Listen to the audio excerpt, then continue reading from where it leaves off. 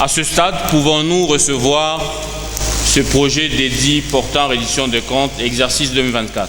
Ce mercredi 17 décembre 2025, le projet d'édit portant reddition des comptes pour l'exercice 2024 a été déclaré recevable à l'unanimité à l'Assemblée provinciale du Tanganyika sous la direction du président de cet organe délibérant, Dr Cyril Kimpwawel. Parce que sinon, le coulage va continuer. Cette recevabilité de l'édit des finances publiques par l'Assemblée provinciale du Tanganyika intervient à l'issue de sa présentation par Madame le ministre provincial des Finances, Faïda Mwagiza Isabelle. Les résultats enregistrés ont connu une réalisation de l'ordre de 41% et une exécution de 39,81% en dépenses. La représentante de Kitungwa, lors de son exposé, a indiqué des chiffres qui dessinent les contours d'un déficit lié à la réalisation et à l'exécution du budget pour l'exercice 2024 substantiel, soulignant à la fois les lacunes de la perception. Pour l'exercice 2024, les prévisions des recettes générales de la province au Tanganyika se sont chiffrées à, en francs congolais,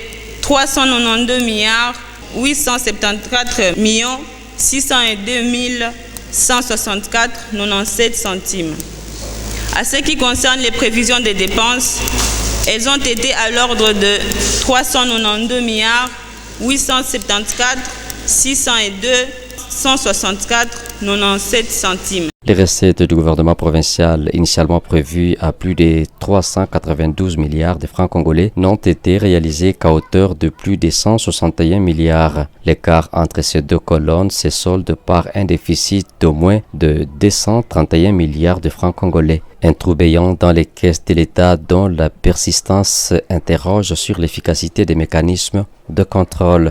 Parce que si vous ne mobilisez pas autant, on a ici décrié le fait que les agents ne sont pas payés, l'Assemblée n'est pas payée, il y a eu dans certains territoires, les travaux n'ont pas commencé. Donc ça va impacter sur toute la vie sociale de la province. On voudrait un peu savoir pourquoi il y a eu faible taux de mobilisation pendant qu'on a déjà rectifié le budget. Vous vous êtes dit vous-même qu'on va mobiliser à hauteur de 300 milliards alors que les réalisations ne sont arrivées qu'à 165 milliards. La reddition des comptes 2024 pour le Tanganyika, exercice constitutionnel par excellence, devient ainsi le miroir sans phare des dysfonctionnements chroniques de l'administration financière. Mais au-delà des agrégats macroéconomiques, le diable se cache dans les détails. Quelles sont les stratégies que le gouvernement met en place pour corriger toutes ces contre-performances relevées dans le rapport de la Cour des comptes? Kabimba, c'est quel type d'entreprise? C'est une industrie ou bien c'est une entreprise minière? Parce qu'au niveau de l'industrie, je ne vois inscrite que l'usine de raffinerie de Congolo, pendant que Kabimba, c'est aussi une industrie. Donc, je voudrais comprendre, le recette de Kabimba, c'est où?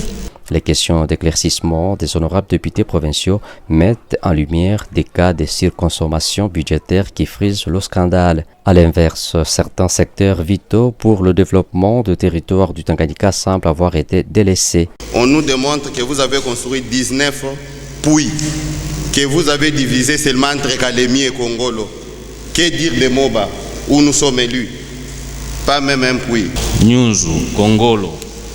Comment le budget 2024 a été exécuté? Est-ce que dans nos territoires, dans nos circonscriptions électorales, on a eu quelques réalisations? On exhorte notre gouvernement à faire davantage. Cette asymétrie criante dans l'exécution budgétaire dessine une carte des priorités où le protocolaire et le superflu l'emporte trop souvent sur l'essentiel. Le gouvernement Kitungwa joue-t-il avec le feu en tolérant de tels écarts au risque de fragiliser davantage la crédibilité de sa politique économique? La question reste posée. Qu'en pense-t-elle?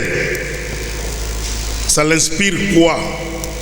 Pour que l'année prochaine, quand nous aurons l'occasion de chuter enfin sur ce que l'exécutif a fait avec notre argent du budget 2025 que nous lui avons accordé la fois passée, nous puissions en être fiers. Face à ces constats, la commission ECOFIN devra formuler une série de recommandations destinées, en théorie, à colmater les brèches avant le vote de ce texte. Par rapport au budget 2024, nous avons remarqué, nous avons constaté, même c'est pour ça que vous allez voir dans la correction avec le budget rectificatif, il était question il y a une forme de réduction parce que justement il y a certaines taxes qui n'étaient pas activées, que nous avons réactivées à l'exercice 2025 et pour lesquelles, pour certains, il y avait un taux qui était très très faible. La recevabilité acquise par 18 voix favorables sur 19 participants, une opposition sans aucune abstention, illustre la solidarité parlementaire autour d'un texte qui, pour critique qu'il soit, reste un exercice obligé. Reste que l'enjeu dépasse la simple formalité législative. Cette reddition des comptes 2024 servira-t-elle de leçon pour